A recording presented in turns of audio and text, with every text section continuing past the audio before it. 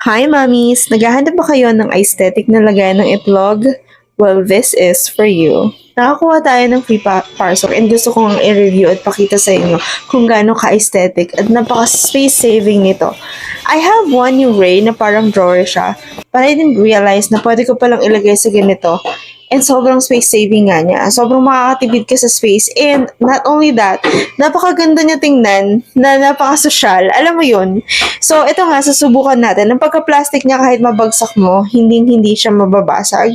And so, sinusubukan ko nang ilagay yung mga eggs. Meron siyang pagpipilian na 5 layers, 2, 3, 1. Depende na sa'yo. May gray. Meron ding ito. Parang muted lang pagkakulay niya, Mima. Aesthetic lang talagang parang target look nito. Kagaya niyan. 'Di ba? Ang aesthetic lang. Simple.